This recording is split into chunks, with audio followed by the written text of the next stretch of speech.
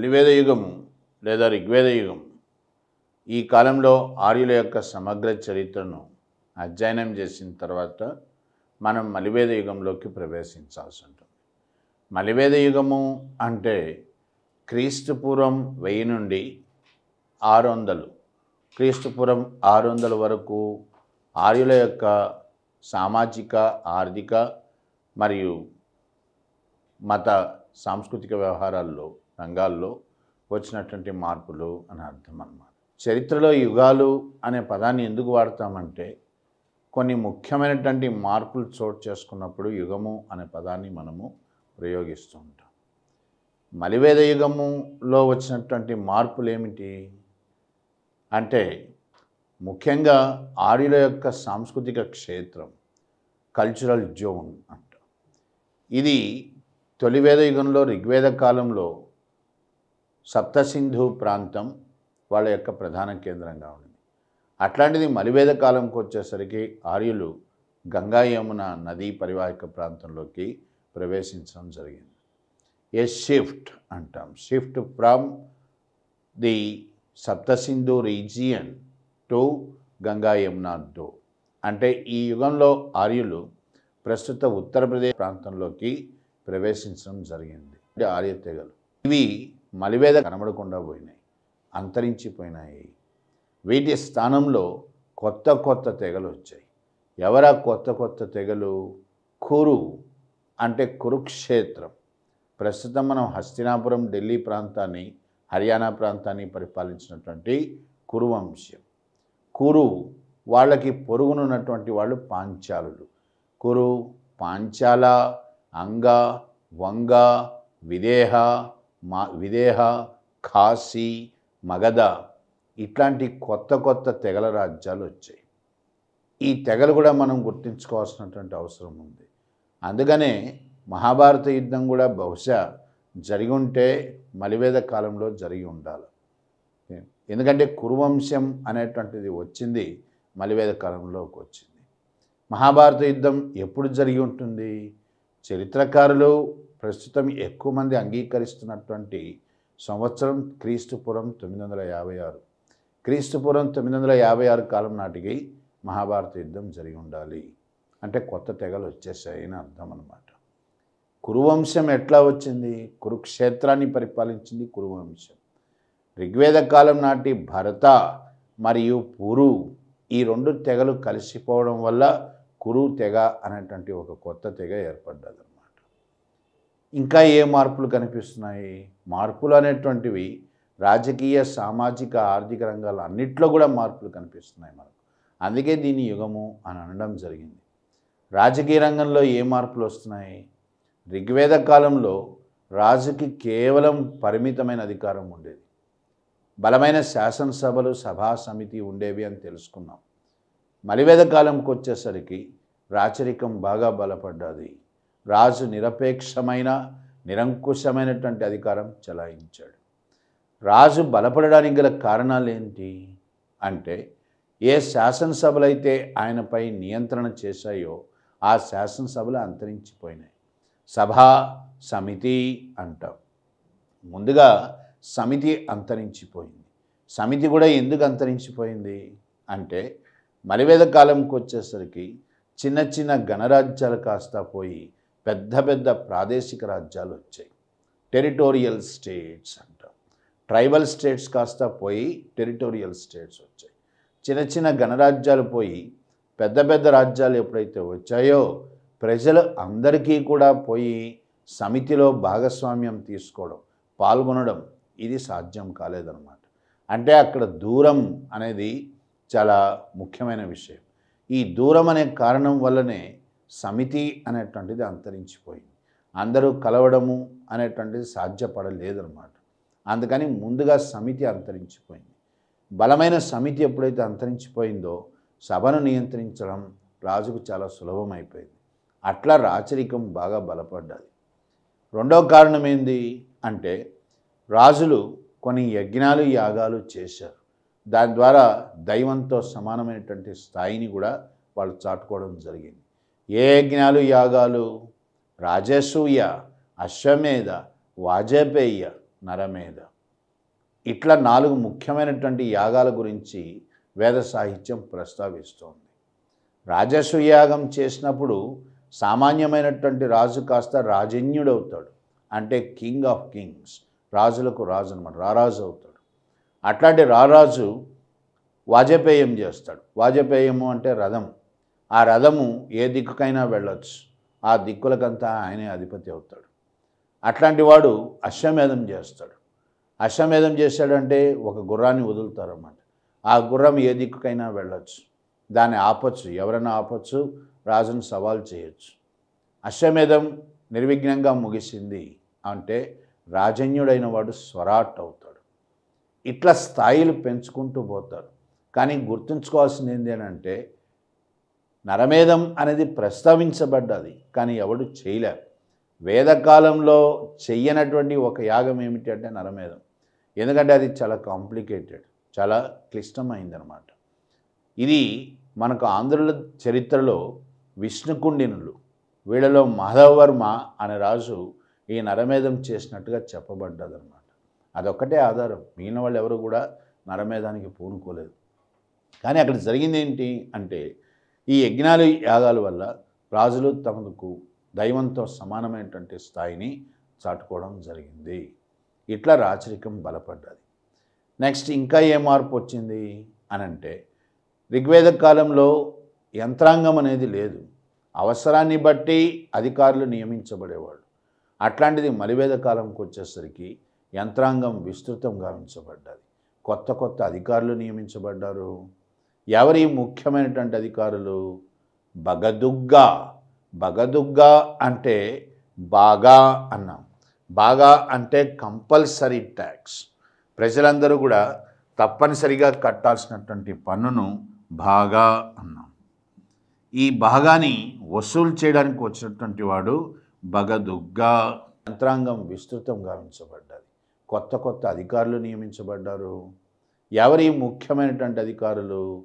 బగదుగ్గా. బగదుగ్గా అంటే బాగా అన్నాం. బాగా అంటే కంపల్సరీ ట్యాక్స్. ప్రజలందరూ కూడా తప్పనిసరిగా కట్టాల్సినటువంటి పన్నును బాగా అన్నాం.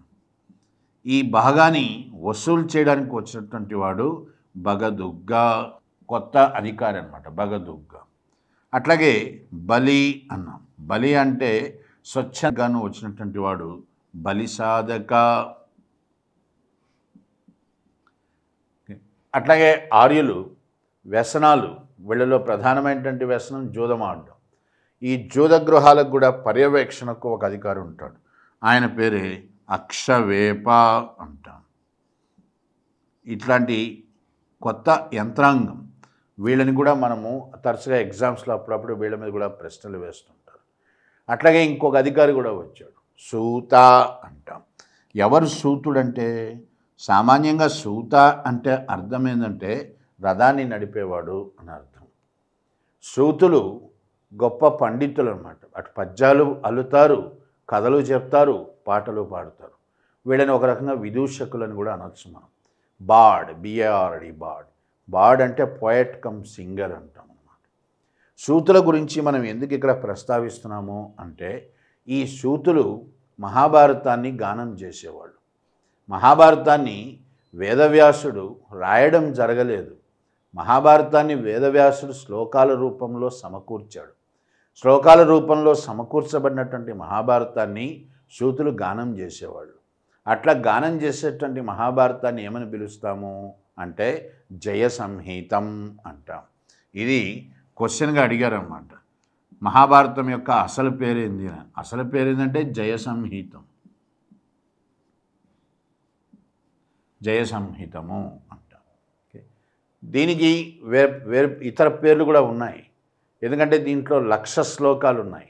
అందుకని దానికి ఇతర పేర్లు ఏమిటి? శతసహస్ర సంహితం. శత అంటే 100, సహస్ర అంటే 1000, అంటే 100,000 శ్లోకాలు కలిగినటువంటి వేదం అన్నమాట శతసహస్ర సంహితం. అట్లాగే మహాభారతంలో లేనిదంటూ లేదు. మానవుడి జీవితంలో ఏ అంశాలైతే మనిషి జీవితాన్ని నిర్దేశిస్తాయో అన్నింటినీ గురించి ప్రస్తావించారు. కాబట్టే మహాభారతానికి ఇంకొక పేరు పంచమ వేదం అని అంటాం. జయ సంహితం శతసహస్ర సంహితం, పంచమ వేదం, ఇవన్నీ మహాభారతానికి పర్యాయ పదాలు అన్నమాట, ఇతర పేర్లు అన్నమాట. ఈ సూతుల ద్వారా మనకు మహాభారతం మనకు చేరుకోగలిగింది, ఎందుకంటే వాళ్ళు గానం చేసేవాళ్ళు కాబట్టి. ఇట్లా ఒక కొత్త యంత్రాంగం అనేటువంటిది మలివేద కాలంలోకి వచ్చేసింది. అంటే ముఖ్యమైన మార్పులు ఏంది? శాసనసభల యొక్క ప్రాముఖ్యత పోయింది, రాజరికం బలపడ్డది, కొత్త యంత్రాంగం వచ్చింది. ఇదే కాకుండా పన్నుల వ్యవస్థ కూడా స్థిరీకరించబడ్డది. ఋగ్వేద కాలంలో పన్నులున్నాయి, బాగా బలి, కానీ ఎంత అని చెప్పబడలేదు. కానీ మలివేద కాలంకి వచ్చేసరికి బాగా అంటే పంటలో 1/6 వంతు అని చెప్పడం జరిగింది. అట్లాగే ఋగ్వేద కాలంలో సిద్ధ సైన్యాలు లేవు, యుద్ధం వస్తేనే సైన్యం ఉంటుంది, అందరూ యుద్ధానికి వెళ్ళేవాళ్ళు అన్నమాట. కానీ మలివేద కాలంకి వచ్చేసరికి సిద్ధ సైన్యాలంటూ ఏర్పడ్డాయి. ఇవి రాచరిక వ్యవస్థ అంటే పొలిటికల్ సిస్టమ్కి రాజకీయ వ్యవస్థలో వచ్చినటువంటి మార్పులు అని చెప్పవచ్చు. అట్లాగే మలివేద కాలంకి వచ్చేసరికి సామాజిక రంగంలో కూడా మార్పులు వచ్చాయి. ఇక్కడ వాస్తవంగా చెప్పాలంటే గొప్ప మార్పులన్నీ కూడా సామాజిక పరంగా మలివేద కాలంలో చోటు చేసుకున్నాయి. ఏ మార్పులు వచ్చాయి సామాజిక పరంగా? నెంబర్ 1 కుల వ్యవస్థ అని మనము ఈరోజు దేన్నైతే అంటున్నామో ఇది మలివేద కాలంకి వచ్చేసరికి సంపూర్ణ రూపాన్ని సంతరించుకున్నదన్నమాట. ఋగ్వేద కాలంలో 3 వర్ణాలు ఉన్నాయి, బ్రాహ్మణ, క్షత్రియ, వైశ్య, ఇవి వర్ణాలు. ఈ 3 వర్ణాలతో కూడినటువంటి వర్ణ వ్యవస్థ మలివేద కాలంకి వచ్చేసరికి అంటే క్రీస్తు పూర్వం 1000 నుండి 600 మధ్యకాలంలోకి వచ్చేసరికి చతుర్వర్ణ వ్యవస్థగా మారింది. అంటే 4 వర్ణాలతో కూడినటువంటి వ్యవస్థ. 4వ వర్ణం శూద్రులు, బ్రాహ్మణ, క్షత్రియ, వైశ్య, శూద్ర, వీళ్ళతో కూడినటువంటి చతుర్వర్ణ వ్యవస్థ అనేటువంటిది ఏర్పడ్డది. అంటే మలివేద కాలంకి వచ్చేసరికి శూద్రుడికి వర్ణస్థాయి ఇచ్చారు. ఎందుకు ఇచ్చారో అనేటువంటి తర్వాత చెప్తాం, అది ఆర్థిక వ్యవస్థకి వెళ్తే తెలుసుకోవచ్చు. రెండోది ఏంది ఇక్కడ ముఖ్యమైనటువంటి విషయము అంటే మలివేద కాలంకి వచ్చేసరికి ఈ చతుర్వర్ణ వ్యవస్థను నిర్వహించడానికి గాను వర్ణాశ్రమ ధర్మాలు అనేటువంటివి ప్రవేశపెట్టబడ్డాయి. ఆశ్రమ ధర్మాలు, వర్ణాశ్రమ ధర్మాలు ఏమవుతాయి అంటే బ్రహ్మచర్య, గృహస్థ, వానప్రస్థ, సన్యాస, ఇవి 4 వర్ణాశ్రమ ధర్మాలు. బ్రహ్మచర్య, గృహస్థ, వానప్రస్థ, సన్యాస. పుట్టిన వ్యక్తి కొంతకాలం పాటు బ్రహ్మచర్యాన్ని పాటిస్తాడు విద్యాభ్యాసం అయ్యే వరకు. దాని తర్వాత గృహస్థుడు అవుతాడు. గృహస్థుడైనటువంటి వాడు కొన్నాళ్ళ తర్వాత గొప్ప విషయాల గురించి యోచించాలి, అందుకని అడవులకు వెళ్ళాలి. దాన్ని వానప్రస్థం అంటాం. వానప్రస్థ దశలో వ్యక్తి భార్యతో ఉండవచ్చు అన్నమాట. సన్యాసం అంటాం, ఆ దశలో వ్యక్తికి ఇంక ఏ సంబంధం ఉండదు, అంటే భార్య కూడా ఉండకూడదు అన్నమాట. ఇట్లాంటి 4 వర్ణాశ్రమ ధర్మాలను మనం మొట్టమొదటిసారిగా మలివేద కాలంలో చూస్తాం. ఎగ్జామ్లో ఎట్లా అడుగుతున్నాడు క్వశ్చన్స్ అంటే ఈ 4 ఆశ్రమ ధర్మాలు ఎవరికి తప్పనిసరి? బ్రాహ్మణులకు 4 ఆశ్రమ ధర్మాలు తప్పనిసరి, క్షత్రియులకు మొదటి 3 అంటే క్షత్రియులు వర్ణాశ్రమ ధర్మాల్లో వానప్రస్థం వరకు వస్తారు. వైశ్యులు మొదటి 2 అంటే వైశ్యులు గృహస్థాశ్రమం వరకు వస్తారు. శూద్రులకు వర్ణాశ్రమ ధర్మాలు లేవు, అందుకనే శూద్రులు మోక్షానికి అర్హులు కాదు అని మలివేద సాహిత్యం ప్రకటించడం జరిగింది. మరి ఇవి వర్ణాశ్రమ ధర్మాలు అయితే దేంట్లో చెప్పారు వీటి గురించి? మొట్టమొదటిసారిగా వర్ణాశ్రమ ధర్మాలు అనేటువంటివి జబాలా ఉపనిషత్ అంటాం. జబాలా ఉపనిషత్తులో మొట్టమొదటిసారిగా ప్రస్తావించడం జరిగింది. ఇంకొక ప్రశ్న ఏమని అడిగారు?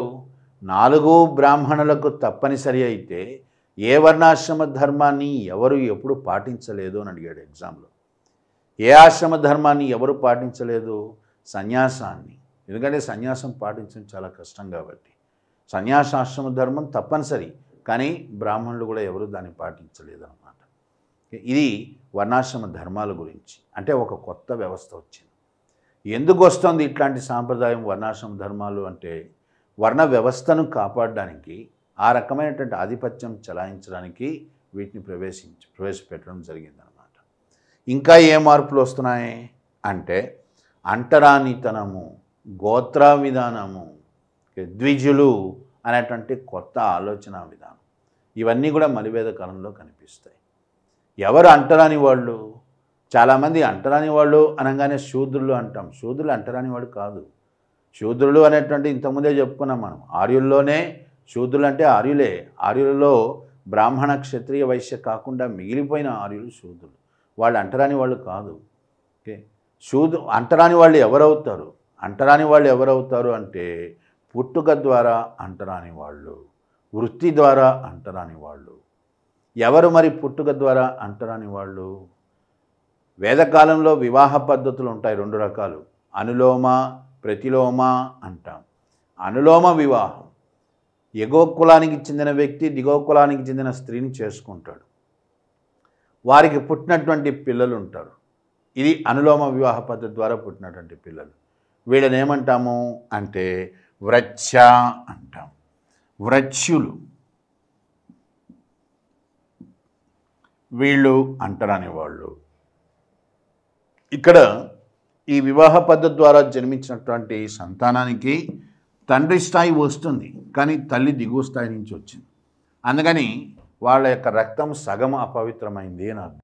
రక్తం అపవిత్రమైంది అంటే వారిని ముట్టుకోకూడదు అనేటువంటిది నియమం అన్నమాట. అట్లాగే ప్రతిలోమ వివాహము అంటే దిగువ కులానికి చెందినటువంటి వ్యక్తి ఎగువ కులానికి చెందిన స్త్రీని చేసుకుంటాడు. వారికి పుట్టినటువంటి సంతతి వీరిని ఏమంటాము అంటే చండాల అంటాం.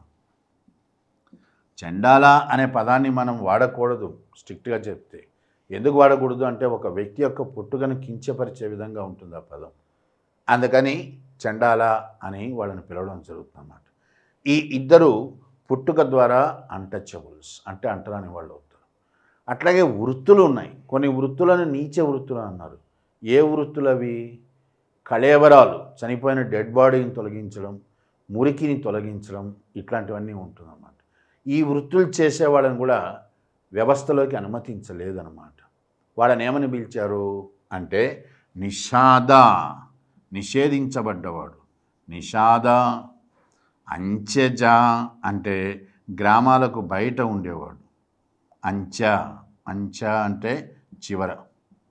అంచెజ అంటే గ్రామాలకు బయట నివసించేవాడు. కిరాతుడు అంటే అనాగరికమైన ఆటవిక తెగలు. వీరిని కూడా వేద సమాజం నిషేధించింది. వీళ్ళని ముట్టుకోకూడదన్నది.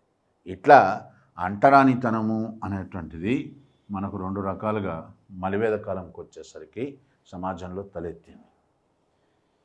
అట్లాగే గోత్ర విధానం. ఏమిటి గోత్ర విధానం అంటే? గోత్ర అనే పదానికి అర్థమైంది అని కూడా అడిగాడు. గోత్రము అంటే భాషాపరంగా గోత్ర అనే పదానికి అర్థమైంది అంటే ఆవులను నిలిపే ప్రదేశము అని అర్థం. సామాన్యంగా మన పరిభాషలో గోత్ర అనేటువంటిది ఏం చెప్తుంది అంటే వంశానికి మూల పురుషుడి పేరుని చెప్తుంది. ఇది ఎందుకు ప్రవేశపెట్టారు అట్లా అంటే గోత్ర విధానం యొక్క పరమోద్దేశం రక్తం యొక్క పవిత్రతను కాపాడడం, వర్ణాంతర వివాహాలను జరగనీయకుండా నిషేధించడం అన్నమాట. వర్ణాంతర వివాహాలను నిరుత్సాహపరచడం అందుకోసం పెట్టినటువంటిది. అంటే కుల వ్యవస్థలో అగ్రవర్ణాల ఆధిపత్యం చలాయించుకోవడానికి, దాన్ని కొనసాగించడానికి, వర్ణాంతర వివాహాలను అదుపులో ఉంచడానికి గోత్ర విధానం అనేటువంటిది ఒకటి ప్రవేశపెట్టారన్నమాట. అట్లాగే ద్విజ అన్నాం. ద్విజ జ అంటే పుట్టుక. ద్విజ అంటే 2 సార్లు పుట్టిన వాళ్ళు. ఎవరు 2 సార్లు పుట్టినటువంటి వాళ్ళు అంటే మొదటి 3 వర్ణాలు బ్రాహ్మణ, క్షత్రియ, వైశ్య, వీళ్ళని ద్విజులు అంటారు. దాని అర్థం ఏంటంటే వీళ్ళు యజ్ఞోపవీతం, జంజం అంటాం, ఇది వేసుకోవడానికి అర్హత కలిగిన వాళ్ళు అన్నమాట. యజ్ఞోపవీతం ధరించాడు అంటే యజ్ఞయాగాలు, కర్మకాండలు చేయడానికి అర్హత కలిగిన వాళ్ళు అని అర్థం. మొదటి 3 వర్ణాలు మాత్రమే యజ్ఞోపవీతానికి అర్హులవుతారన్నమాట. శూద్రులకి ద్విజులు కాదు, వాళ్ళకి యజ్ఞోపవీతం ఉండకూడదు అనేది వేదమతం యొక్క నియమం అన్నమాట. అట్లా కొత్త పంతాలు, కొత్త సాంప్రదాయాలు, కొత్త ఆలోచన ధోరణులు వచ్చాయి. ఆధిపత్యాన్ని ప్రదర్శించుకోవడానికి ఉద్దేశించబడ్డవి ఇవన్నీ కూడా. ఋగ్వేద కాలంలో స్త్రీకి పరిపూర్ణమైన స్వేచ్ఛ ఉండేది అని అన్నాం. వితంతు పునర్వివాహాలు కూడా జరిగాయి. కానీ మలివేద కాలంకి వచ్చేసరికి స్త్రీ స్వేచ్ఛ అనేటువంటిది పూర్తిగా హరించబడ్డది. ఈరోజైతే మనము వేటినైతే దురాచారాలు అంటున్నామో, అంటే బాల్య వివాహాలు, సతీ సహగమనము, వరకట్నము, ఇవన్నీ కూడా మలివేద కాలంకి వచ్చేసరికి బాగా స్థిరపడిపోయినాయి. అందుకే ఋగ్వేద కాలం గురించి చెప్తూ ఒక మాట కూడా అనుకున్నాం మనం. ఏమని అంటే, స్త్రీ సంపూర్ణమైన స్వేచ్ఛని, స్వతంత్రాన్ని అనుభవించిన చిట్ట చివరి దశ ఋగ్వేద యుగం అవుతుంది. తర్వాత అంతా కూడా ఆమె స్వేచ్ఛ స్వతంత్రాలు హరించబడ్డాయి. అది జరిగింది మలివేద కాలంలో జరిగిందనమాట. అట్లాగే బహుభార్యత్వం, బహుభర్తృత్వం, పాలియాండ్రీ అంటాం. బహుభర్తృత్వం, పాలిగామీ, బహుభార్యత్వం. పాలియాండ్రీ అంటే బహుభర్తృత్వం. ఒక స్త్రీ ఒక హస్బెండ్ కంటే ఎక్కువగా ఉండడం, ఒక భర్త కంటే ఎక్కువ మందితో ఉండడం, ఇది కూడా మలివేద కాలంలోనే జరిగింది. ఇట్లా ఊహించని మార్పులు సమాజంలో చోటు చేసుకున్నాయి. ఆనాడు ప్రారంభమైనటువంటి వ్యవస్థనే ప్రస్తుతం మనం కుల వ్యవస్థ అంటున్నాం. యాక్చువల్గా కుల అనే పదానికి అర్థం వేరని కూడా ఆల్రెడీ చెప్పాను నేను. ఓకే, సో ఇవి సమాజంలో ముఖ్యమైనటువంటి మార్పులు అన్నమాట. ఇక ఆర్థిక వ్యవస్థలో ఎట్లాంటి మార్పులు వచ్చాయి? మలివేద కాలంకి వచ్చేసరికి ఆర్థిక వ్యవస్థలో కూడా ఊహించినటువంటి మార్పులు వచ్చాయి. ఏ మార్పు అంటే, ప్రధానంగా ఇనుము యొక్క పరిజ్ఞానం అందుబాటులోకి వచ్చింది. ఓకే, సింధు నాగరికత కాలంలో వాళ్ళకి అన్ని లోహాల గురించి తెలుసు, ఒక్క ఇనుము తప్పించి అని అన్నాను. మలివేద కాలంకి వచ్చేసరికి అంటే క్రీస్తుపూర్వం 1000 నాటికి ఇనుము యొక్క పరిజ్ఞానము అందుబాటులోకి వచ్చింది. ఇనుము యుగము స్టార్ట్ అయింది.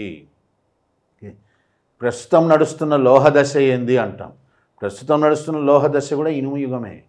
క్రీస్తుపురం 1000లో ప్రారంభమైన ఇనుము యుగము ఇప్పటికీ కొనసాగుతోందన్నమాట. ఈ ఇనుమును ఆర్యులు ఏమని పిలవడం జరిగింది? వేద సాహిత్యంలో ఇనుముని ఏమని పిలిచారు అంటే కృష్ణ ఆయాస్ అన్నారు. కృష్ణ ఆయాస్. కృష్ణ అంటే నల్లని, ఆయాస్ అంటే లోహము, నల్లని లోహము అంట. దీని వాడకం ప్రారంభమైంది. ఒక లోహం యొక్క వాడకం ప్రారంభమైతే వచ్చే మార్పులు కూడా కొంత మేరకు మార్పులు గణనీయంగా ఉంటాయన్నమాట. వాటి యొక్క పర్యవేక్షణాలు కూడా చాలా ఎక్కువగా కూడా ఉంటుందన్నమాట. దీన్నే మార్క్స్ వాదంలో, కార్ల్ మార్క్స్ వాదంలో మనం ఏమని చెప్పచ్చు అంటే ఎకనామిక్ డిటర్మినిజం అనొచ్చు, base and super structure analysis అని కూడా అంటాం. అంటే సాంకేతిక రంగంలో వచ్చేటువంటి మార్పులు ఆర్థిక వ్యవస్థను ప్రభావితం చేస్తాయి. ఆర్థిక వ్యవస్థలో వచ్చేటువంటి మార్పులు సమాజాన్ని, మతాన్ని, రాజకీయ వ్యవస్థని, చివరకు వ్యక్తి యొక్క స్థితినే మారుస్తాయన్నమాట. అంత స్థాయిలో ఇప్పుడు మార్పులు రావడానికి అవకాశం ఏర్పడ్డది. ఎప్పుడైతే ఇనుము పరిజ్ఞానము అనేది అంటే అందుబాటులోకి వచ్చిందో, ముందుగా వ్యవసాయం గణనీయంగా అభివృద్ధి చెందింది. మీకు చెప్పాము, ఋగ్వేద కాలంలో వ్యవసాయం చాలా పరిమితంగా ఉండేది. అట్లాంటిది మలివేద కాలంకి వచ్చేసరికి వ్యవసాయం గణనీయంగా పెరిగిపోయింది. ఎందుకంటే ఇనుము పరికరాలు అతి తక్కువ ధరకే అందుబాటులోకి వస్తున్నాయి. మహాభారతంలో కూడా మనకు విస్తృతంగా వ్యవసాయం జరిగినట్టుగా సందర్భాలు ఉన్నాయి. కృష్ణుడు, అర్జునుడు కలిసి కాండవ దహనం చేశారు. విదేహ మాధవుడు అనేటువంటి ఒక రాజు తన యొక్క మందీ మార్బలంతో వ్యవసాయ క్షేత్రాలు వెతుక్కుంటూ తూర్పు దిక్కుగా వెళ్ళాడు అని చెప్పి వేద సాహిత్యం చెప్తోంది. అంటే విస్తృతమైన వ్యవసాయం జరుగుతోంది అని అర్థం అన్నమాట. అది ఎందుకు వచ్చింది అంటే ఇనుము పరిజ్ఞానం అందుబాటులోకి వచ్చింది. దీనివల్ల ఏమైందనంటే అప్పటి వరకు కూడా అగ్రవర్ణాల మీద ఆధారపడినటువంటి శూద్రులు స్వతంత్రులైనారు. ఎందుకంటే ఇనుము అతి తక్కువ ధరకే అందుబాటులోకి వస్తుందన్నమాట. ఎక్కడ పట్టినా దొరుకుతుంది ఇనుము. కాబట్టి తక్కువ ధరకే పనిముట్లు వచ్చాయి. తక్కువ ధరకు పనిముట్లు ఎప్పుడైతే వచ్చాయో శూద్రులు ఎగువ కులాలపై ఆధారపడాల్సిన పరిస్థితి లేకుండా పోయింది. ఎందుకంటే శూద్రులు శారీరక శ్రమకు వెరవరు, కష్టపడి పనిచేస్తారు. కాబట్టి వాళ్ళు వ్యవసాయదారులైనారు.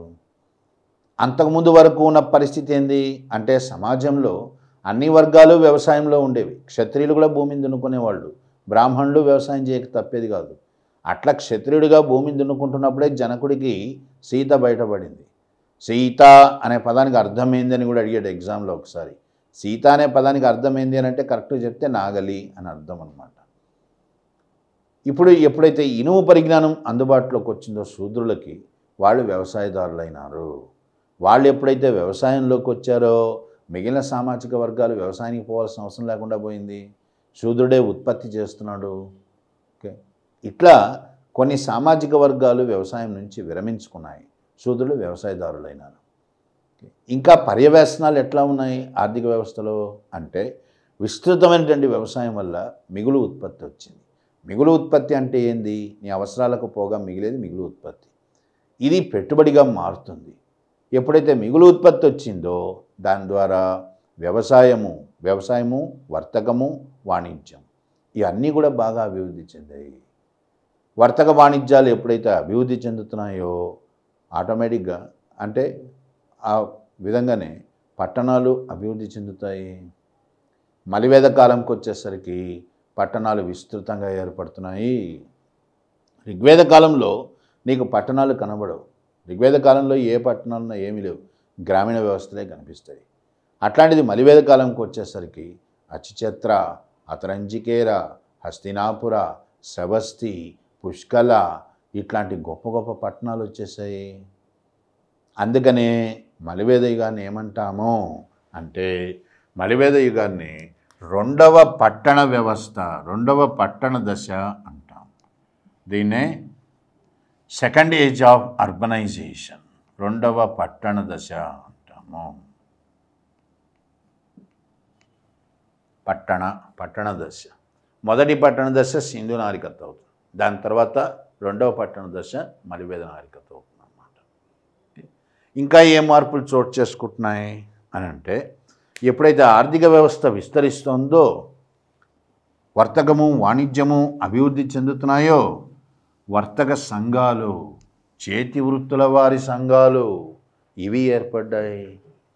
ఎగ్జామ్లో తరచుగా దీని మీద కూడా ప్రశ్నలు అడిగారు. శ్రేణి అంటే ఏంది అని అడిగాడు.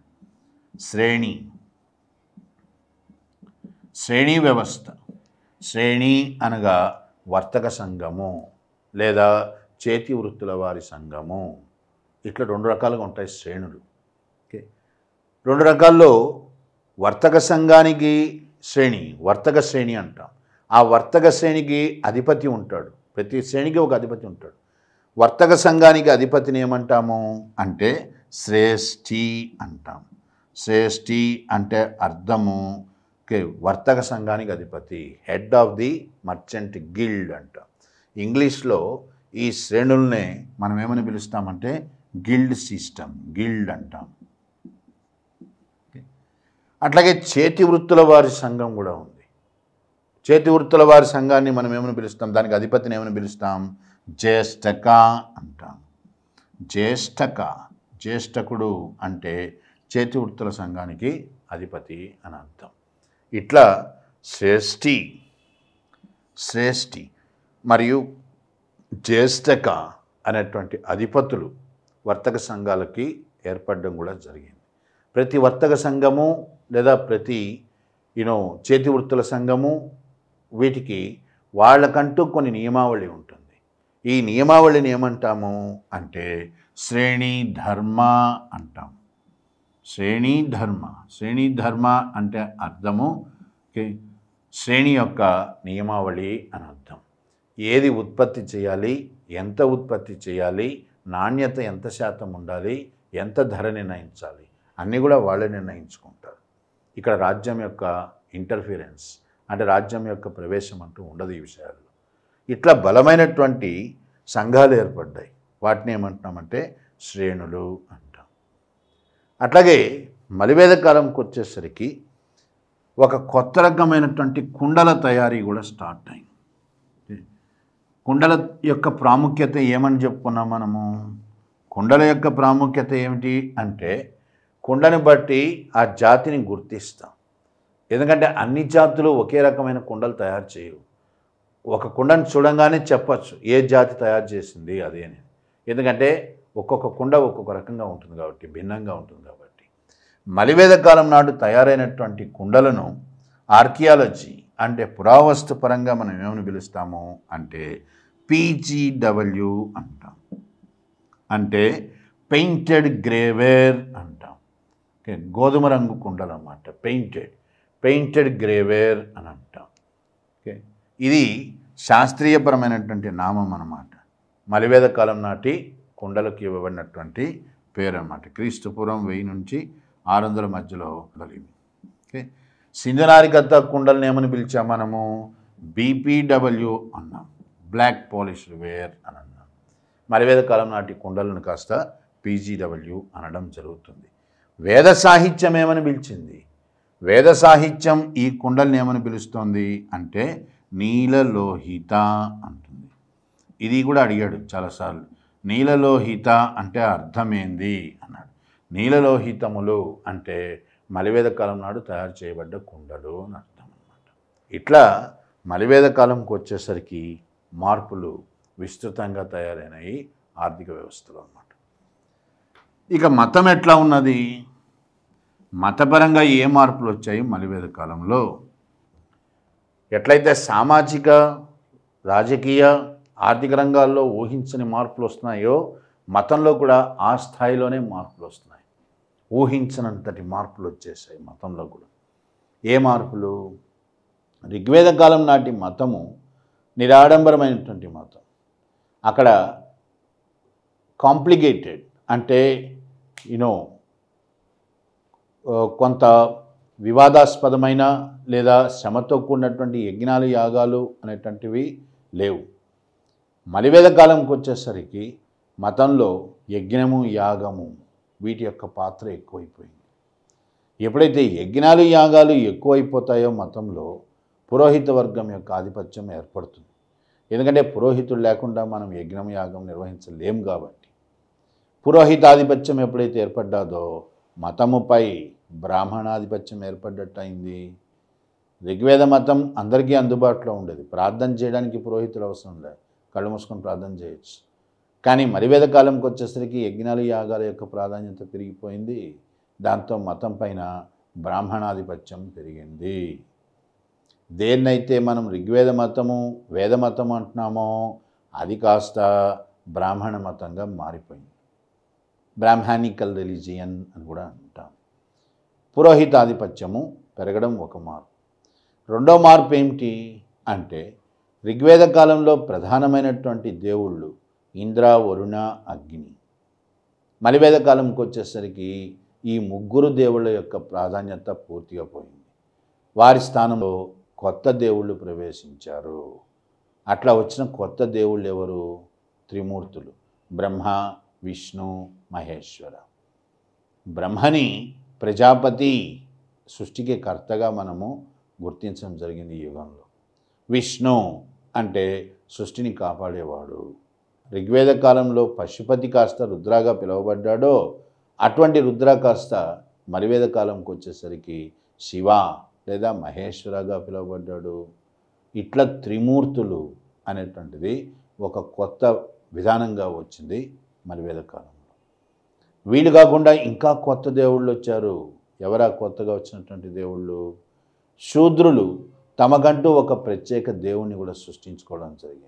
అట్లా సృష్టించబడినటువంటి ప్రత్యేక దేవుడే పూసన్ అంటాం.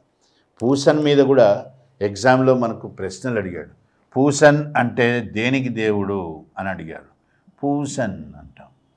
పూసన్ అంటే వ్యవసాయానికి దేవుడు, పశుపక్షాదులకు దేవుడు, రాత్రిపూట ప్రయాణించే బాటసారులకు మార్గం చూపే దేవుడు. అట్లాగే వివాహాలకు దేవుడు, కొత్త దేవుడు అనమాట. అప్పటిదాకా లేరు, ఆ ప్రస్తావన లేవు. అట్లాంటిది మలివేద కాలంకి వచ్చేసరికి కొత్త దేవుడుగా పూసన్ అనేవాడు కనిపిస్తాడు మనకు. అట్లాగే కుబేరుడు అంటాం. సిరి సంపదలకు మూలమైనటువంటి వాడు కుబేరుడు. దీన్ని బట్టి నీకేం తెలుస్తున్నది అంటే ఆర్థిక వ్యవస్థ బాగా విస్తరిస్తున్నది. కొత్తగా ప్రాభవంలోకి వస్తున్నటువంటి శూద్రులు కూడా తమకంటూ ఒక దేవుణ్ణి ఏర్పరచుకున్నారు. కుబేరుడు వైశ్యులకు ప్రధానమైనటువంటి దేవుడు అనమాట, ఐశ్వర్యానికి ప్రధానమైనటువంటి వాడు. కాబట్టి క్వశ్చన్ ఇంకోసారి ఏమని ఇచ్చాడు ఎగ్జామ్లో అంటే ఏ దేవుడికి మనిషి వాహనము అని అడిగాడు. కుబేరుడికి మనిషి వాహనం. ఓకే, అందుకనే మనకు కుబేరుడి బొమ్మలో కూడా చూడండి, ఒక మనిషి యొక్క భుజాల మీద ఇంకొక మనిషి కూర్చున్నట్టుగా కనిపిస్తాడు. ఆ మనిషి ఎవరంటే కుబేరుడు అనమాట. అంటే అక్కడ అర్థం ఏంటంటే సంపద అనేది మనిషిని నియంత్రిస్తుంది అని అర్థం అనమాట. ఓకే, అందుకనే కుబేరుడికి ఇంకొక పేరేమిటి అంటే నరవాహన దత్త అని కూడా అంటాము. ఏ దేవుడికి మనిషి వాహనము అంటే కుబేరుడికి. అందుకని కుబేరుణ్ణి నరవాహన దత్త అంటాం. ఇట్లా మతంలో మార్పులు చోటు చేసుకుంటున్నాయి.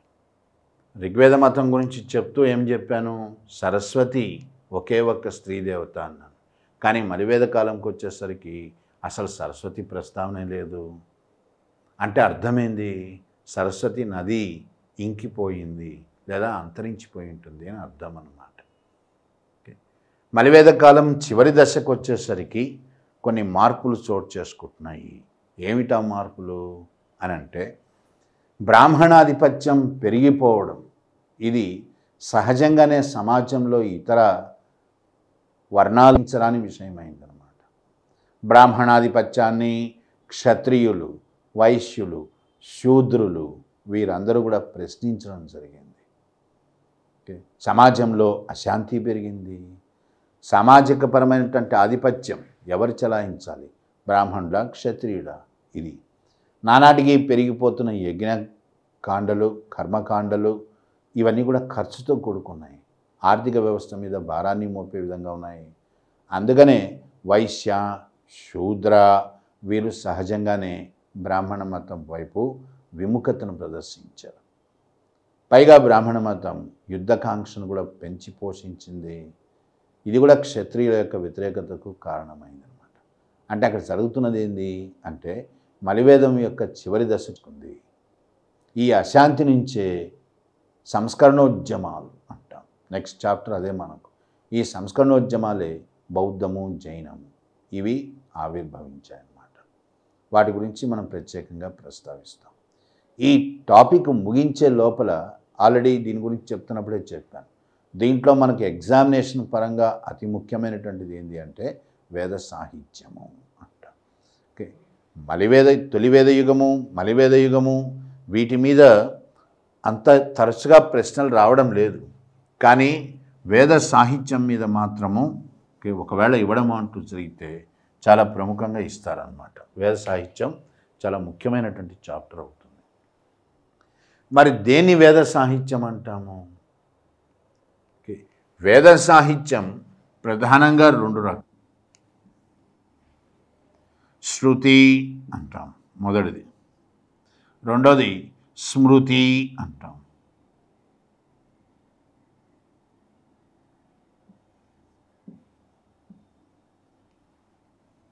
దేన్ని శృతి అంటాం? 4 వేదాలు శృతులవుతాయి, వేదములు. మిగిలినంతా స్మృతి సాహిత్యం.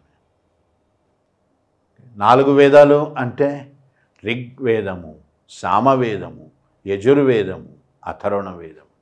4 వేదాలు శృతి సాహిత్యం. ఇవి కానిది అంటే బ్రాహ్మణ, అరణ్యక, ఉపనిషత్తులు, వేదాంగములు, 6 వేదాంగాస్, 6 వేదాంగములు, 4 ఉపవేదములు, ఇవన్నీ కూడా స్మృతి అంటాం, స్మృతి సాహిత్యం అంటాం. మొట్టమొదటిగా మనం డీల్ చేయాల్సింది శృతి సాహిత్యం. అంటే 4 వేదాలతో మనము ముందుగా ప్రస్తావించాల్సి ఉంటుందన్నమాట.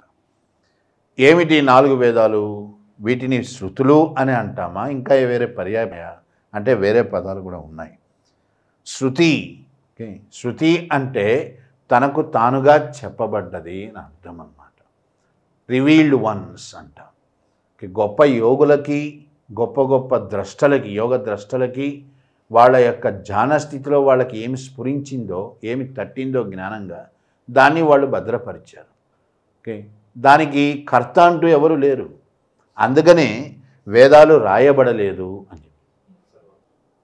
వేద సాహిత్యం మనకి ఎగ్జామినేషన్ పరంగా చాలా ముఖ్యమైనదని చెప్తున్నాము. దీంట్లో మనకు ప్రధానమైనటువంటి భాగాలు 2. ఒకటి ఏమిటంటాము అంటే శృతి అంటాం. శృతి అంటే తనకు తానుగా చెప్పబడ్డది. దీనికి కర్త అంటూ ఎవరు ఉండరు. ఓకే, అంటే యోగులకు ఏమి స్ఫురించిందో దాన్ని వాళ్ళు తమ స్ఫురించిన జ్ఞానంగా వాళ్ళ రూపంలో పొందుపరిచారు. అట్లా 4 వేదాలు శృతులు అంటాం. ఇంగ్లీష్లో చెప్తే రివీల్డ్ వన్స్ అని అంటాం, అంటే చెప్పబడ్డవి అని. దానికి కర్త అంటూ ఎవరు ఉండరు, అది శృతి. ఈ 4 వేదాలను దేన్నైతే మనం శృతులు అని అంటున్నామో వాటికే పర్యాయ పదాలు కూడా ఉన్నాయి. ఏమిటి ఇతర పదాలు అంటే సంహితములు అంటాం. అంటే వీటి యొక్క ప్రధానోద్దేశ్యము మానవుడికి హితము చెప్పడమే, మంచి చెప్పడమే. అందుకనే 4 వేదాలను 4 సంహితములు అని కూడా అంటాం. ఓకే, అట్లాగే శృతి, సంహిత, వేద. వేదము, వేదము అంటే మూలం నుంచి పుట్టింది, విత్ నుంచి పుట్టింది, అంటే మూలం నుంచి పుట్టింది అన్నమాట. అట్లాగే అవి రాయబడలేదు, ఎవరి చేత రాయబడలేదు, అందుకని అపురుషమేయములు అని కూడా అంటాం. ఇవన్నీ కూడా ఏంటంటే వేదాలకు పర్యాయ పదాలు అన్నమాట. దీని తర్వాత రెండవ భాగం ఏంటి వేద సాహిత్యంలో అంటే స్మృతి అంటాం. స్మృతి 4 వేదాలు కానిదంతా కూడా స్మృతి సాహిత్యంలోకి వస్తుంది. ఏమేమి వస్తాయి? బ్రాహ్మణ, అరణ్యక, ఉపనిషత్తులు, మరియు 6 వేదాంగములు, 4 ఉపవేదములు, ఇవన్నీ కూడా స్మృతి సాహిత్యంలో భాగాలు అన్నమాట. అది తర్వాత మనం ప్రస్తావిస్తాం. ముందుగా 4 వేదములలోకి వస్తే మొట్టమొదటిది ఋగ్వేదము అంటాం. ఋగ్వేదం యొక్క ప్రాముఖ్యత ఏమిటి, దీని గురించినటువంటి సమాచారం ఏమిటి అంటే ఋగ్వేదం మొత్తము కూడా శ్లోకాలమయం. ఓకే, ఎన్ని శ్లోకాలు ఉన్నాయి అంటే మొత్తము 1025 శ్లోకాలు ఉన్నాయి. మొట్టమొదటి వేదము ఋగ్వేదం. ఇందులో ఉండేటువంటి శ్లోకాల సంఖ్య 1025. 1025 శ్లోకాలతో ఉన్నటువంటి ఋగ్వేదాన్ని ఇంతకుముందు ఆల్రెడీ ప్రస్తావించాను. 10 భాగాలుగా విభజించాం. 10 భాగాలుగా అంటే ఎన్ని భాగాలుగా, ఎన్ని మండలాలుగా? 10 మండలాలు. దాంట్లో మొదటి మండలము 10వ మండలం. ఈ 2 మాత్రము మలివేద కాలానికి చెందినవి. మలివేద కాలంలో సమకూర్చబడి ఋగ్వేదానికి జత చేశారు. వాస్తవంగా ఋగ్వేదంలో ఉండేటువంటిది 8 మండలాలే. ఈ మండలాల్లో మొత్తం కూడా అంటే మొత్తం 10 మండలాల్లో కూడా మనకు కనబడుతున్నది ఏంటి అంటే ఈ 1025 శ్లోకాలు. అంటే ఇక్కడ ఏ రూపంలో దీన్ని సమకూర్చడం జరిగింది అంటే పద్య రూపంలో, పద్యాలు శ్లోకాల రూపంలో ఉంటుందన్నమాట. కొన్ని పుస్తకాల్లో 1018 శ్లోకాలు అని అంటాం.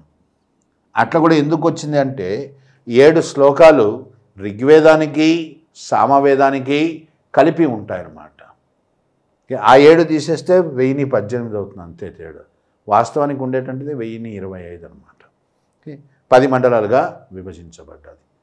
ప్రతి వేదానికి కూడా ఒక ఉద్దేశ్యం, థీమ్ అంటూ ఉంటుంది.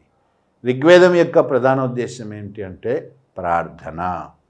పలు దేవుళ్ళ ప్రస్తావన ఉంటుంది. అందరి కూడా శక్తి రూపాలే. ఆ దేవుళ్ళను ఎట్లా ప్రార్థించాలి, వాళ్ళని ప్రసన్నం చేసుకోవడానికి ఏం చేయాలి, ఇట్లా ప్రార్థన వృత్తాంతంగా సమకూర్చబడ్డది ఋగ్వేదం అన్నమాట.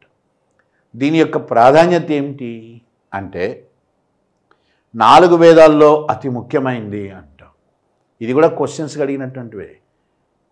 4 వేదాలు ఋగ్వేదము, సామవేదము, యజుర్వేదము, అథర్వణ వేదము. ఈ 4ంట్లో అతి ముఖ్యమైనది ఏంది అంటే ఋగ్వేదం. ఎందుకు అంటే పరిపూర్ణమైంది, దాంట్లో ప్రస్తావించబడిన అంశం అంటూ ఏమీ లేదు కాబట్టి అది అతి ముఖ్యమైనది అని చెప్పచ్చు. రెండోది ఏంది అంటే ప్రపంచ సాహిత్యంలో మొట్టమొదటి గ్రంథం ఏంది, first text in world literature. Text అంటే అది గ్రంథ రూపంలో లేదు, ఓకే, కానీ సంపూర్ణమైందనమాట. అందుకని దాన్ని first text in world literature అని అంటాం. అట్లాగే ఇంతకుముందే చెప్పాను, ఆర్యుల భాషలు ఏమిటంటే ఇండో యూరోపియన్ భాషలు. ఇండో యూరోపియన్ భాషలు అంటే ఐరోపా, మధ్య ఆసియా, భారతదేశంలో సంస్కృతము భాషలు, ఇవన్నీ కూడా ఇండో యూరోపియన్ భాష కిందకి వస్తాయన్నమాట. ఇండో యూరోపియన్ భాషా కుటుంబానికి చెందినటువంటి మొట్టమొదటి గ్రంథం ఏది అంటే కూడా ఋగ్వేదమే అవుతుంది. ఈ ఋగ్వేదంలోనే మనకు పరమ పవిత్రమైనటువంటి మంత్రంగా మనము ఈరోజు పాటిస్తున్నటువంటి గాయత్రి మంత్రము ఋగ్వేదంలో అంతర్భాగము. అట్లాగే ఋగ్వేదంలోనే భరతఖండము, భారత్, భరతవర్ష, జంబుద్వీప అనేటువంటి పదాలు కూడా పదే పదే ప్రస్తావించబడ్డాయి. ఇది ఋగ్వేదం యొక్క ముఖ్యమైనటువంటి సమాచారం అన్నమాట. వేద సాహిత్యంలో ప్రతి వేదానికి కూడా ఒక పురోహితుడు ఉంటాడు, ఒక బ్రాహ్మణుడు ఉంటాడు. అందరు బ్రాహ్మణులు అన్ని వేదాలు ఉచ్చరిస్తారు, కానీ స్పెషలైజేషన్ అంటే ఒకదాన్నే ప్రధానంగా ఎంచుకుంటారు. అట్లా ఋగ్వేదాన్ని ఉచ్చరించేటువంటి బ్రాహ్మణుని ఏమని పిలుస్తాము అని అంటే హోత్రి అంటాం. హోత్రి అనేటువంటి బ్రాహ్మణుడు ఋగ్వేదాన్ని ఉచ్చరిస్తాడు. ఓకే, ఇది ముఖ్యంగా మనం గుర్తుంచుకోవాల్సింది. ఓకే, ఋగ్వేదం తర్వాత రెండవ వేదం వచ్చేసి సామవేదం. సామవేదం యొక్క ముఖ్యమైనటువంటి థీమ్, ప్రధాన ఉద్దేశం ఏంది అంటే సామవేదం యొక్క ఉద్దేశము ఛందస్ అంటాం. ఛందస్ అంటే అర్థమైంది. ఛందస్ అంటే ఇంగ్లీష్లో మీటర్ అంటారు, METR. మీటర్ అంటే కొలమానము అని కూడా అనొచ్చు. కరెక్ట్గా చెప్తే గొంతు ఎట్లా స్వరాన్ని పెంచాలి, మనం స్వరాన్ని ఎట్లా తగ్గించాలి, స్వరానికి సంబంధించింది అనమాట మీటర్ అంటే. ఇక్కడ కొలమానము దానికి సంబంధించింది అనమాట. అంటే సామవేదం ఏం చెప్తుంది, ఒక పదాన్ని రాగయుక్తంగా ఎట్లా పలకాలి అని చెప్పేది సామవేదం. అందుకనే సామవేదం మొత్తము కూడా రాగాలమయము, వెరీ ఇంపార్టెంట్. ఓకే, ఋగ్వేదంలో నీకు శ్లోకాలు కనిపిస్తాయి, సామవేదంలో నీకు మొత్తం కూడా రాగాలే, ట్యూన్స్ అంటాం ఇంగ్లీష్లో. ఎప్పుడైతే సామవేదంలో నీకు రాగాలే, భారతీయ సంగీత సాంప్రదాయము ప్రారంభమైంది. భారతీయ సంగీత సాంప్రదాయానికి మూలమైన వేదం ఏంది అనంటే సామవేదం అవుతుంది. ఎందుకంటే దీంట్లో మొత్తం కూడా రాగాలు ఉంటాయి. మరి సామవేదాన్ని ఉచ్చరించేటువంటి బ్రాహ్మణుని ఏమంటాము అంటే ఉద్ఘట అంటాం.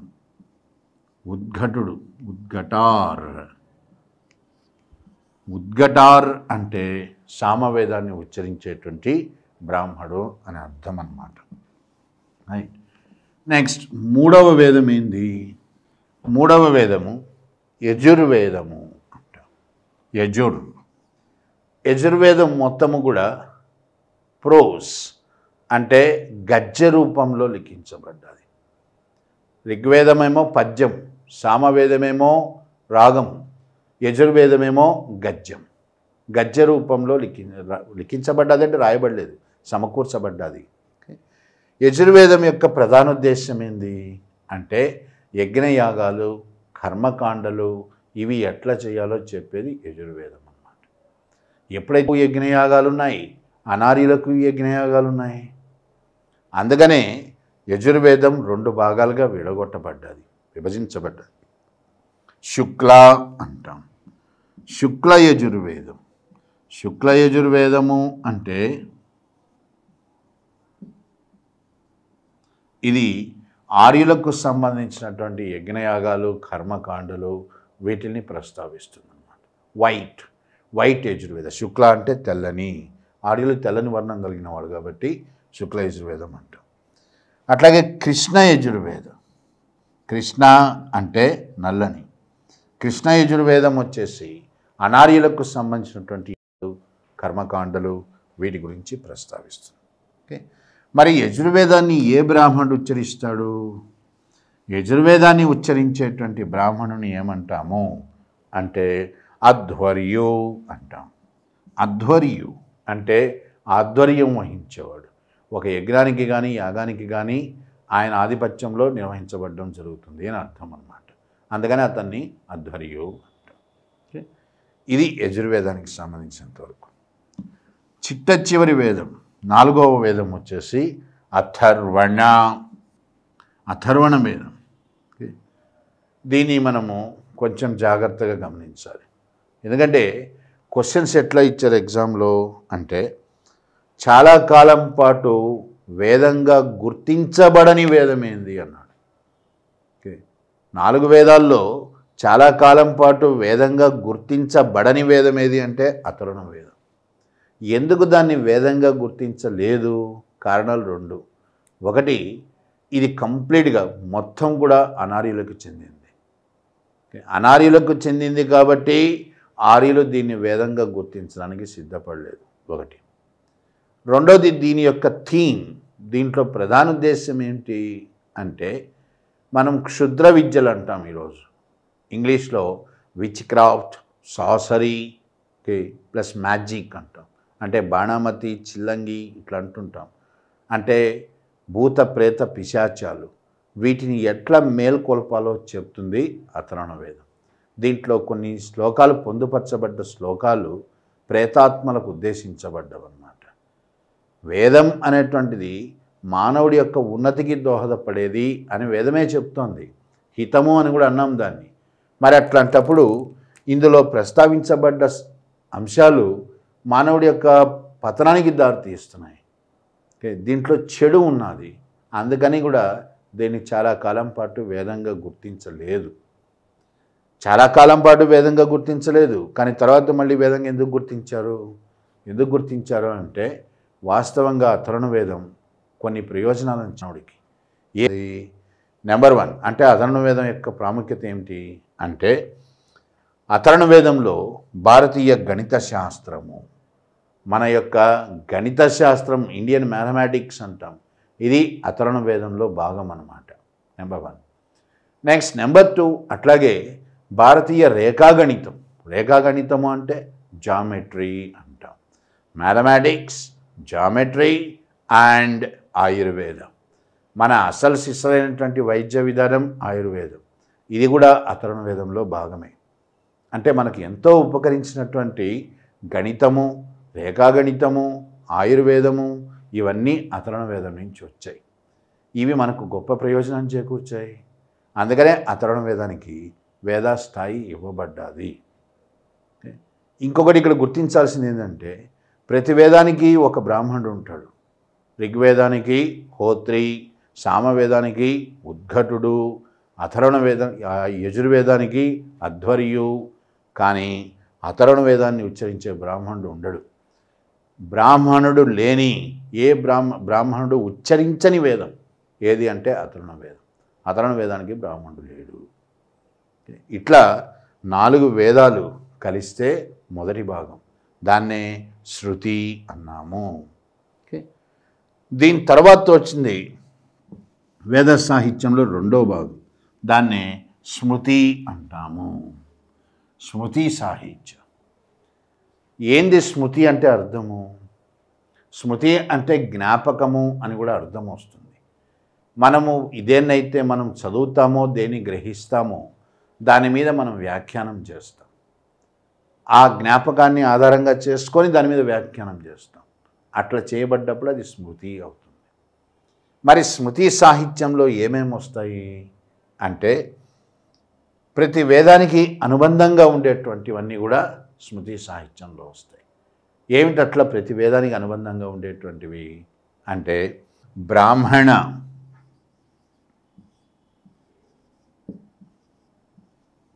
అరణ్యక, ఉపనిషత్, ఇవి అనుబంధంగా ఉంటాయి.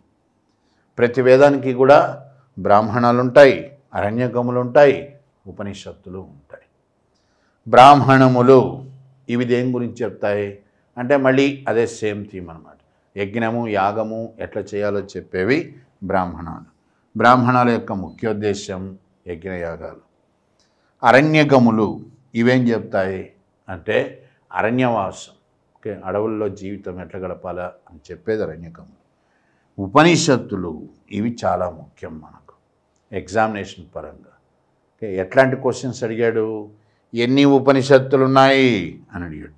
దాదాపుగా 108 ఉపనిషత్తులు ఉన్నాయి.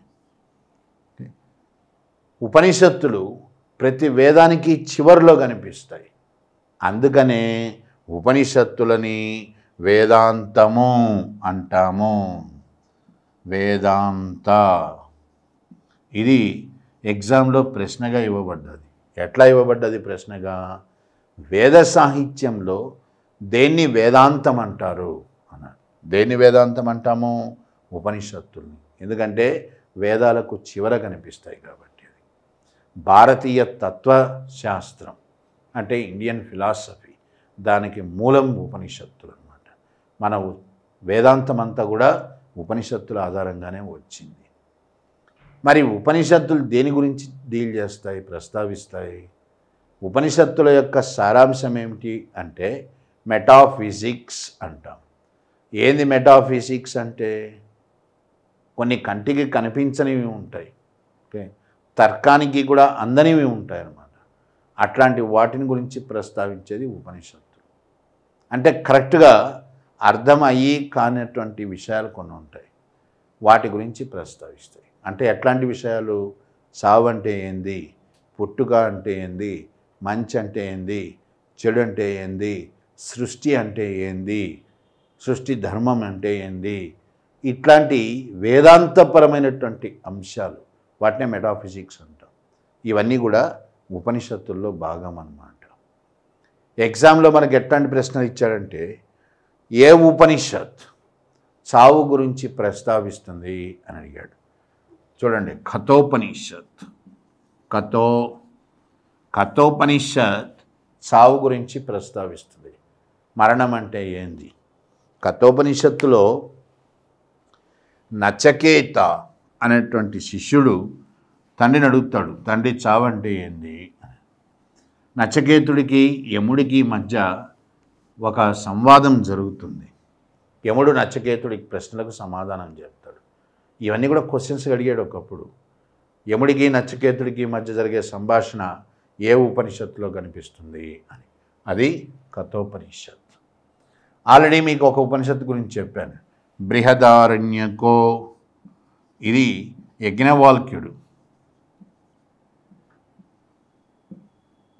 యజ్ఞవాల్క్యుడి చేత సమకూర్చబడ్డదన్నమాట. ఇదేం చెప్తుంది? ఆత్మ పునర్జీవనం, చనిపోయిన తర్వాత ఆత్మస్థితి ఎట్లా ఉంటుంది అంటే, మనిషి చనిపోయిన తర్వాత ఆత్మస్థితి, దాని గురించి ప్రస్తావిస్తుంది. అట్లాగే ఈశో అంటాం, ఈశావాస్య లేదా ఈశోపనిషత్. దీంట్లో సృష్టి అంటే ఏంది అనేది వివరించబడ్డది. ఇవే కాక కొన్ని ఉపనిషత్తులు మన పురాణ దైవాలు, పురాణ పురుషులు, పురాణ దైవాలు, వీళ్ళ గురించి కూడా ప్రస్తావిస్తాయి. ఎట్లాంటి ఉపనిషత్తులు అంటే ఛందోగ్య ఉపనిషత్. ఇందులో కృష్ణుడి యొక్క బాల్యం గురించి ప్రస్తావించబడ్డది. కృష్ణుడు అంటే ఎవరు అని ప్రస్తావించినటువంటి మొట్టమొదటి ఉపనిషత్ ఛందోగ్య ఉపనిషత్. అట్లాగే శ్వేతస్వతారోపనిషత్.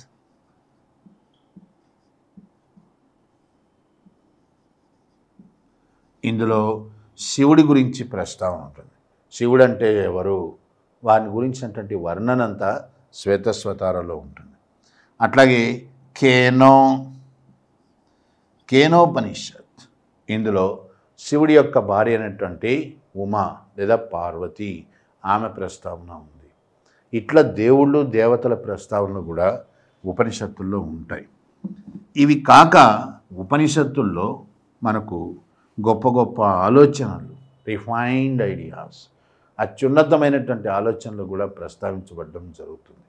ముఖ్యంగా మన దేశం యొక్క నినాదం, అవర్ ఇండియన్ స్లోగన్ సత్యమేవ జయతే అంటాం. సత్యమేవ జయతే మనకు ముండకోపనిషత్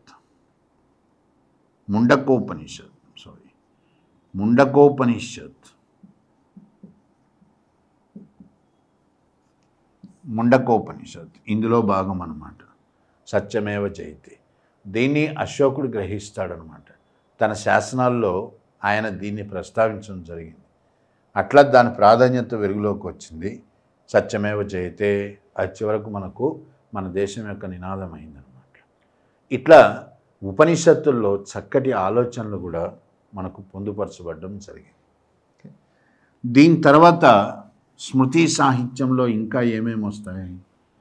స్మృతి సాహిత్యంలో బ్రాహ్మణ అరణ్యక ఉపనిషత్తులే కాకుండా 6 వేదాంగములు ఉన్నాయి.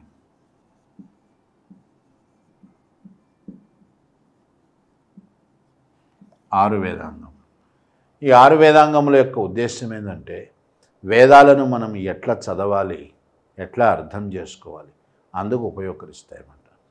అంగములు లిమ్స్ అంటాం ఇంగ్లీష్లో. అంగాలు కరెక్ట్గా సమకూరకపోతే శరీరాకృతికి అర్థం ఉండదు. అట్లాగా వేదాంగముల యొక్క సహకారం లేకుండా మనం వేదాన్ని మనం అర్థం చేసుకోలేమన్నమాట, కరెక్ట్గా చూడలేము వేదాన్ని. అందుకని దాన్ని అంగములు అంటాం. మరి ఏమేమి వస్తాయి వేదాంగముల్లోకి? నెంబర్ 1 ఎటిమాలజీ అంటాం ఇంగ్లీష్లో. ఓకే, ఎటిమాలజీ అంటే పదము యొక్క పుట్టుకను అధ్యయనం చేసేటువంటి శాస్త్రం.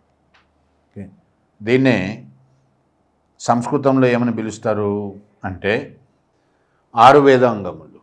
6 వేదాంగముల యొక్క ప్రధానోద్దేశము వేదాలను సరైనటువంటి కోణంలో సరైన అర్థం స్ఫురించేలా మనము అర్థం చేసుకోవడానికి ఉపకరించేటువంటివి అని అర్థం అన్నమాట. దీంట్లో మొట్టమొదటిది నిర్యుక్తం. నిర్యుక్త అంటే ఇంగ్లీష్లో ఎటిమాలజీ అంటాం. ఎటిమాలజీ అంటే అర్థం ఏంటి అంటే పదాల పుట్టుకను అధ్యయనం చేయడం. ఒక పదం ఎట్లా పుడుతున్నది అనేటువంటిది ముందు మనం గ్రహించాలన్నమాట. రెండోది పదము పుట్టిన తర్వాత శిక్ష అంటాం. శిక్ష అంటే ఇంగ్లీష్లో ఫొనెటిక్స్ అంటాం, ఉచ్చారణ. పదం ఎట్లా పుట్టిందో తెలుసుకోవాలి, పదాన్ని ఎట్లా ఉచ్చరించాలో తెలుసుకోవాలి. అట్లా ఉచ్చారణకు ఉపయోగించేటువంటి శాస్త్రము శిక్ష. దాని తర్వాత ఛందస్ అంటే ఆల్రెడీ ఇంతకుముందు చెప్పాను, మీటర్ అన్న వాల్యూమ్. ఒక పదాన్ని హై పిచ్లో ఎట్లా ప్రయోగించాలి, లో పిచ్లో ఎట్లా ప్రయోగించాలి, అంటే దాని స్వరాన్ని ఎట్లా పెంచాలి తగ్గించాలి అని చెప్పేది ఛందస్. నెక్స్ట్ వ్యాకరణ. వ్యాకరణం అంటే గ్రామర్ అంటాం. ఓకే, వ్యాకరణం లేకుండా మనకు భాషకు అర్థం లేదనమాట. అట్లాగే కల్ప అన్నాం. కల్ప అంటే అర్థం ఏంటంటే రిచువల్, RITUAL అంటే యజ్ఞయాగాలు ఎట్లా చేయాలో చెప్పేది కల్ప అన్నమాట. ప్రతి వేదము చెప్తుంది, చెప్తున్నటువంటి వాటిని ఎట్లా నిర్వహించాలి అది చెప్పేది కల్ప. నెక్స్ట్ జ్యోతిష్ అంటాం. జ్యోతిష్ అంటే అస్ట్రానమీ. అస్ట్రానమీ అనేటువంటిది అస్ట్రాలజీ కాదు. అస్ట్రాలజీకి అస్ట్రానమీకి తేడా ఉంది. అస్ట్రానమీ అంటే గ్రహాల కదలికలను అధ్యయనం చేసే శాస్త్రం. అస్ట్రానమీకి మ్యాథమెటిక్స్ ఎప్పుడైతే కలుపుతామో, అంటే గణితాన్ని కలుపుతామో, అప్పుడు అది అస్ట్రాలజీ అవుతుంది. అంటే ఫలితాల కోసం మనం అధ్యయనం చేస్తే దాన్ని అస్ట్రాలజీ అంటాం. అట్లాగా గ్రహాల కదలికలను అధ్యయనం చేస్తే అది అస్ట్రానమీ అవుతుంది అన్నమాట. ఇట్లా 6 వేదాంగాలు ఉన్నాయి. ఈ 6 వేదాంగాల్లో అతి ముఖ్యమైనది ఏంది అంటే 5వదైనటువంటి కల్ప. ఇది చాలా ముఖ్యమైనటువంటిది. ఎందుకు కల్ప చాలా ముఖ్యమైనటువంటిది అంటే అసలు యాగము యజ్ఞము ఎట్లా చేయాలో చెప్తుంది. అందుకని కల్ప ముఖ్యమవుతుంది ఒకటి. రెండోది కల్ప ప్రాధాన్యతను అర్థం చేసుకోవాలి. ఇక్కడ కల్ప మొత్తము కూడా సూత్రాలమయం, అంటే ఫార్ములాస్. ఒక యజ్ఞాన్ని తయారు చేయాలంటే కొన్ని సూత్రాలు పాటించక తప్పదనమాట. అందుకని కల్పశాస్త్రం మొత్తం కూడా సూత్రాలమయం. కల్ప 3 భాగాలుగా విభజించబడుతుంది. ఏమిటా 3 భాగాలు అంటే గృహసూత్రములు అంటాం. ఈ గృహసూత్రాలనే ధర్మసూత్రములు అని కూడా అంటాం. నువ్వు ఏమేం చేయాలి, ఏ రకమైన యజ్ఞం చేయాలా యాగం చేయాలా పొద్దున్నుంచి సాయంకాలం లోపల అది చెప్పేది గృహసూత్రాలు లేదా ధర్మసూత్రాలు. రెండోది శృతసూత్రములు.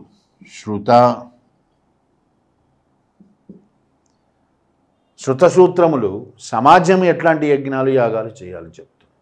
అశ్వమేధ రాజసూయ అన్నాం. ఇది ఒక ఇంట్లో చేసేటువంటివి కాదు, సమాజం మొత్తానికి సంబంధించిన అన్నమాట. అట్లాంటి యజ్ఞాలు కొన్ని ఉంటాయి, వాటి గురించి చెప్పేటువంటిది శృత సూత్రములు అంటాం. మూడోది వచ్చేసి సుల్వ సూత్రములు. సుల్వ సూత్రాలు అంటే జామెట్రీ అంటే రేఖాగణితం. ఒక్కొక్క యజ్ఞానికి ఎటువంటి యజ్ఞగుండం ఉండాలి అని చెప్పేది సుల్వ సూత్రాలు. ఇట్లా కల్పాల్లో మొత్తము 3 భాగాలు ఉంటాయి. ముఖ్యంగా మొదటి భాగం అంటే గృహసూత్రములు లేదా ధర్మసూత్రాలు. దీని ఆధారంగానే మన న్యాయశాస్త్రం అనేటువంటి దానికి ప్రాతిపదిక ఏర్పడ్డది.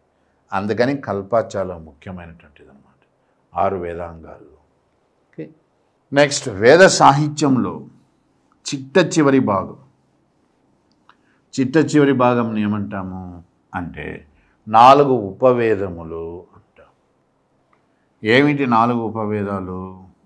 ఈ 4 ఉపవేదాల యొక్క ప్రధానోద్దేశం ఏమిటి అంటే మానవుడి జీవితం సుఖవంతంగా ఉండాలి మరియు సురక్షితంగానూ ఉండాలి. అందుకు ఏమేమి అవసరం అవుతాయో చెప్తాయి. 4 వేదాల్లో మొట్టమొదటిది మనకు చాలా ముఖ్యమైనటువంటిది ఆయుర్వేదం.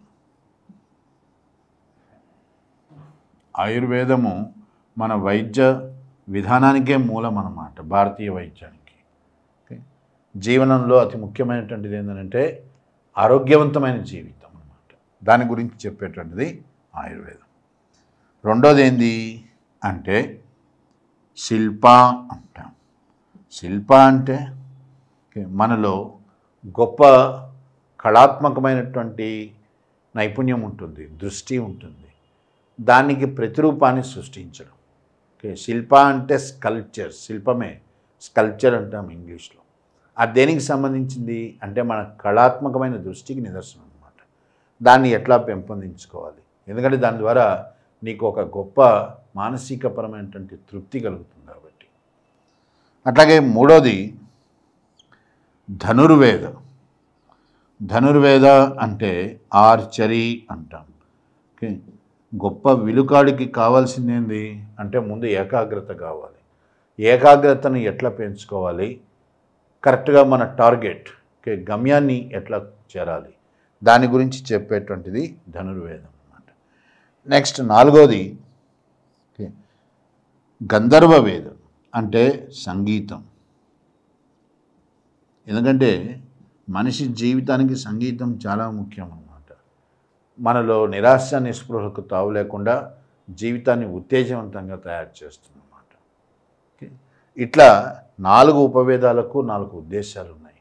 దానివల్ల మానవుడి జీవితం సుఖప్రదంగా ఉంటుంది, సంతోషదాయకంగా ఉంటుంది. ఇవన్నీ కూడా వేద సాహిత్యంలో భాగాలన్నమాట. ఇంతటితో వేద నాగరికత అనేటువంటిది ముగిసినట్లవుతుంది.